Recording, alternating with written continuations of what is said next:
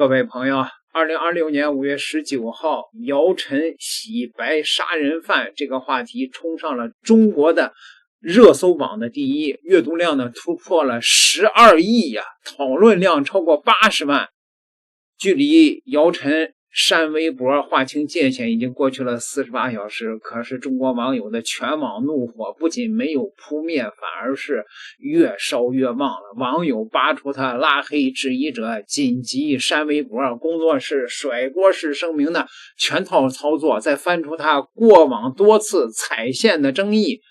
中國的網友集體質問，美化殺人犯，顛倒黑白，憑啥姚晨還能在影視圈穩穩當當？俗話說，不作就不會死啊！姚晨這次我估計這坎算是過不去了，要徹底的被這個監獄來的媽媽把這朵惡之花徹底的葬送了。朋友們，姚晨工作室雖然已經緊急切割，說我轉發這個電影是出於對國產電影創作的關注，對影片的相關背景缺乏充分的了解這個對此呢，我們審慎自省審慎自省。另外呢，關於網絡上有關姚晨女士參與該作品的投資的相關的說法與實際情況不符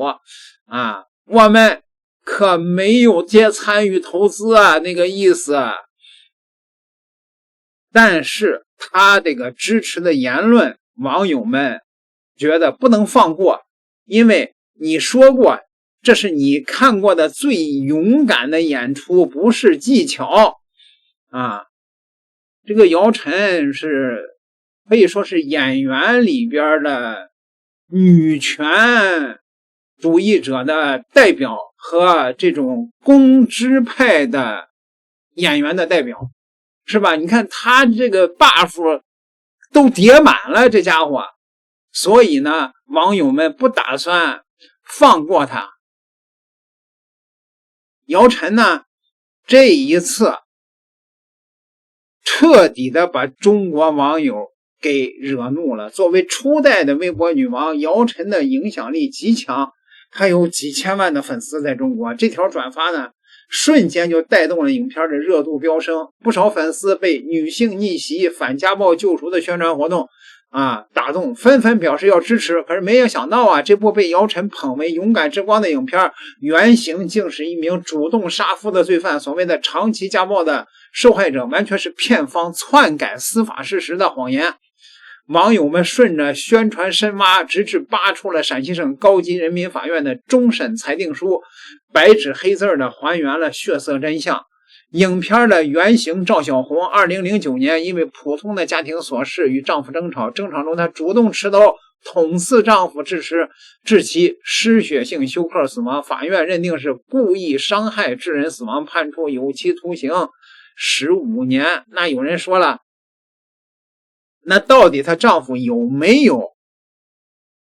家暴的情節呀？這事咱們有一說一根據判決書上的內容，就是她呢賴到床上不想起來，她的丈夫呢想把那個床收拾一下，支一下，修理一下，然後她不起來呢，她丈夫呢就可能是夫妻間的這種玩笑也好吧這種親昵也好吧，就踹了她屁股一腳。於是呢她就跑到了客廳，順手拿到了手上19厘米長的水果刀，而且呢據法醫的這種鑑定呢，是屬於主動捅刺的那個角度。判決書上可沒有這個所謂的家暴情節多名證人、合租的室友、親屬證實夫妻倆平時感情和睦，沒有長期家暴。而這個電影《監獄來的媽媽》全程篡改事實，美化罪行，將故意殺夫包裝成反抗家暴、絕境逆襲，把15年的刑期縮成了入獄10年。2019年開拍的時候，趙小紅仍在服刑，根本不符合出獄重生的設定。主演趙小紅還憑該片拿到了國際影后，被包裝成家暴受害者的逆襲的典範。在這個電影的招待會上啊，可以说是面目狰狞。人家那个外国记者问他一个致命問題，就是你這個影片他是拿到了放映許可證龍標了嗎？你看看這個導演和這個趙小紅的面相瞬間就變得猙獰無比。是不是因為沒有經過審查？是在審查過程中，還是在是什麼過程中？然後可能經常看中國電影，他發現前面因為要經過審查，它會有一個紅龍的這個標誌，龍標。我記得我看過那個龍標，他說沒有，反正他說前面沒有那個龍標，他是不是因為沒有經過審查？是在審查過程中，還是在什麼過程中？然後將來你們打算在中國放映嗎？還是有什麼計劃？我們是取得了那個龍標的，我們也取得了公映許可證，這點大家放心。我們是在今年6月份的時候取得的。那是你們預期今年或者明年要在中國上映嗎？他說因為現在中國大部分都是這個漫畫片啊，還有就是其他比較大的。對，這類電影應該沒有太大的票房，但是我認為這部電影在中國的放映它有它現實的意義，所以如果可能的話，我也希望它能夠在中國公映。規模比較大的那些電影啊，要讓這一部我們也不是很愛看。對，要讓這一部走進去的話就很。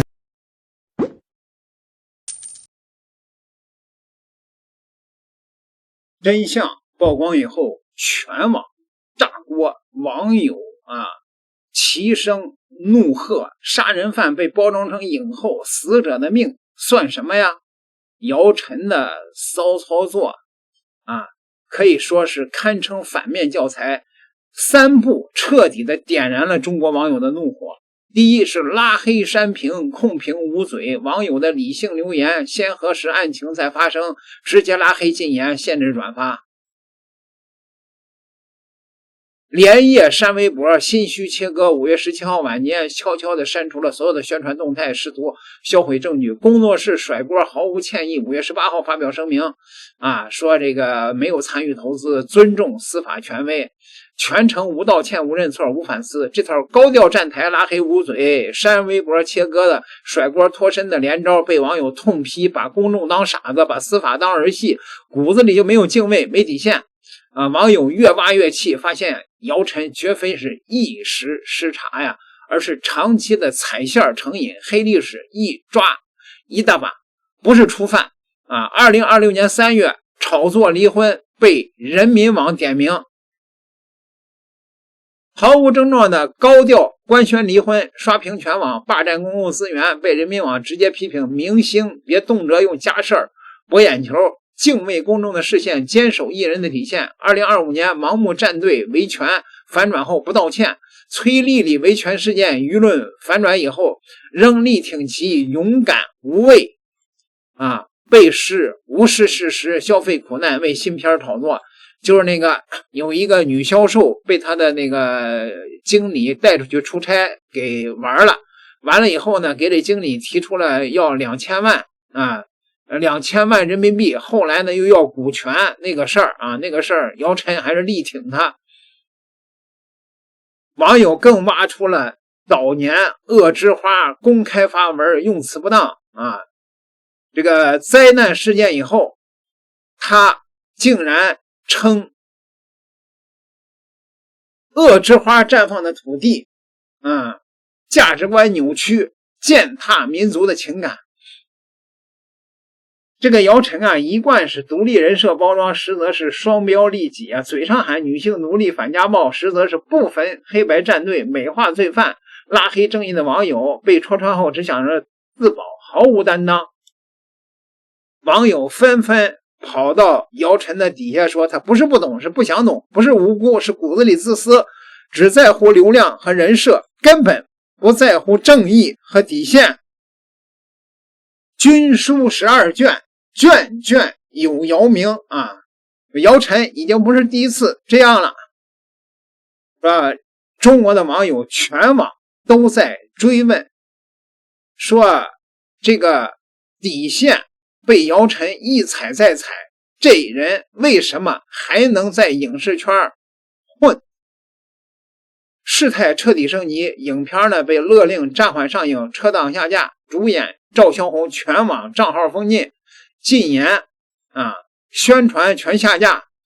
宣發賬號永久的封禁而且呢，電影局表示立案調查，全網光速切割，唯有姚晨刪微博後隱身，不道歉不回應什麼他影視資源現在沒看出受影響，新劇待播，綜藝邀約，商務代言照舊，仿佛這場風波與他無關網友們集體憤怒發問，憑啥呀美化殺人犯要擔責任，一句不了解就沒事了嗎？對吧？這個姚晨呢，早年呢是演那個《武林外傳》的郭芙蓉出的名，說每次都有你呀，你真行啊，郭芙蓉啊，怎麼哪兒都有你呀？有行業人士透露說這個姚晨手握熱度加人脈加資本，早期的微博女王積累的流量加上背後有資本力保，只要不觸碰法律的紅線，很難被徹底封殺。但這次觸碰司法尊嚴，美化暴力，踐踏公眾的情感，已經引發了中國的全民抵制。那這一次姚晨還能緩過來嗎？朋友們，姚晨的翻車呀，從來不是一時疏忽，而是價值觀長期扭曲，敬畏心徹底缺失的必然的結果呀。所以這個姚晨背後的力量，現在呢，中國的網友還在深挖，說這背後有沒有外國 NGO 的影子呢？如果一旦挖出來，這就不是封號的問題了吧？點個訂閱，咱們下期再聊。